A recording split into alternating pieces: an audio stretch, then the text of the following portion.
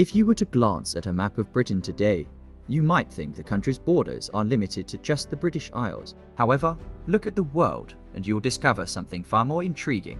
Britain still maintains control over 14 overseas territories that span from Gibraltar at the entrance of the Mediterranean to the Falkland Islands in the South Atlantic. These territories are the last remnants of Britain's once vast empire, a shadow of the mighty global force it once was. At its peak, just over a century ago, the British Empire controlled a quarter of the world's landmass and ruled over nearly a third of its population.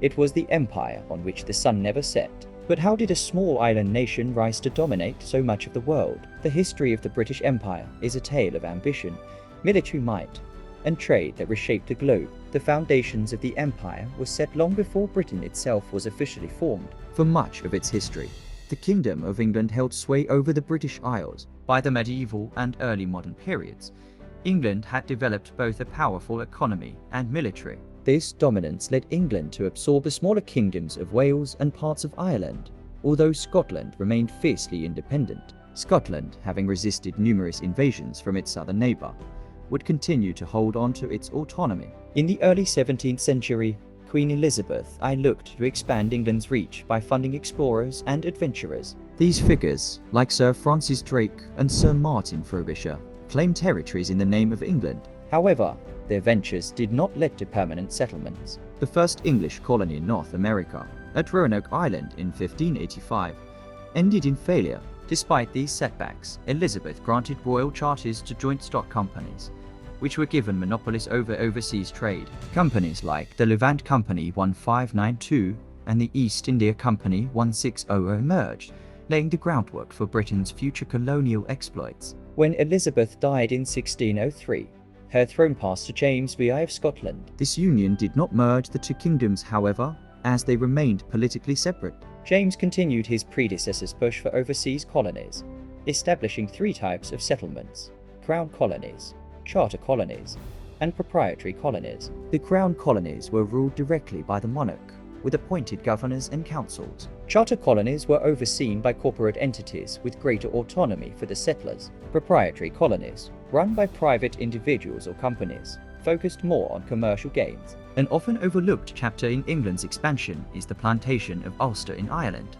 which saw Protestant settlers from England and Scotland move into Northern Ireland. This model of colonization would later serve as a blueprint for English efforts in the New World. By the late 1600s, England's colonial efforts in North America and the Caribbean were flourishing. Some colonies, like New York, which was seized from the Dutch in 1665, grew quickly. At the same time, the Royal African Company, established in 1660, played a critical role in the transatlantic slave trade. In contrast, Scotland's attempts to establish colonies were far less successful. The Darien Scheme of 1698, which aimed to build a colony on the Isthmus of Panama, ended in catastrophe, with the settlers dying from disease and starvation. The financial collapse of the scheme led many Scots to reconsider their ambitions, turning instead to England for colonial opportunities. By the early 18th century, political and economic shifts in Britain led to the Acts of Union in 1707, which formally united England and Scotland into one kingdom, Great Britain. In the years that followed, Britain's colonial ambitions grew rapidly, particularly following military successes like the War of the Spanish Succession. This war resulted in the acquisition of Newfoundland and Gibraltar, key territories that cemented Britain's position as a global power. The British East India Company also expanded its reach during this time, particularly after the Battle of Plassey in 1757, which allowed Britain to gain control of Bengal. This victory set the stage for British dominance over much of India. India became known as the jewel in the crown of the British Empire. Britain's naval supremacy and extensive mercantile networks were essential to the empire's success. The British Navy's control over the seas allowed for the expansion of trade and the collection of vast wealth. This economic might would later fuel the Industrial Revolution, further enhancing Britain's power. However, it wasn't all smooth sailing. The growing demands for independence from various colonies, coupled with the burden of maintaining an empire, began to show cracks. The American Revolution in 1775 marked a turning point. The 13 American colonies, frustrated by taxation without representation, declared independence. After a bitter war, Britain lost its American colonies in 1783. This loss was a blow to the empire, but it pushed Britain to expand further into Asia, Africa, and the Pacific.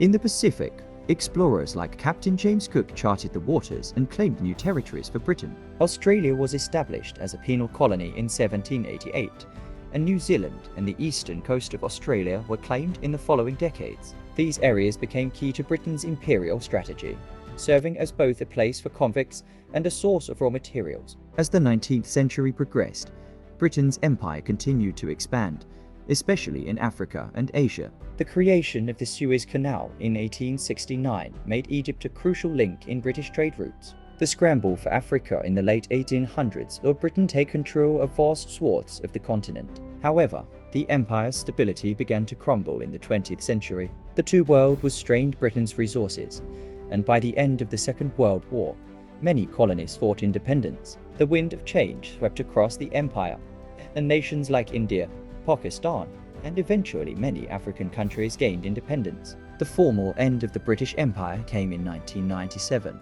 when Britain handed over Hong Kong to China. Yet the legacy of the empire endures. English remains the world's most widely spoken language, and British cultural influences persist globally. Today, Britain is still home to many people from former colonies, a testament to the lasting impact of the empire. What started as a small island nation now reflects a world of diversity and interconnectedness, shaped by its imperial past. The British Empire may have fallen, but its mark on the world is undeniable. Its influence still felt in every corner of the globe.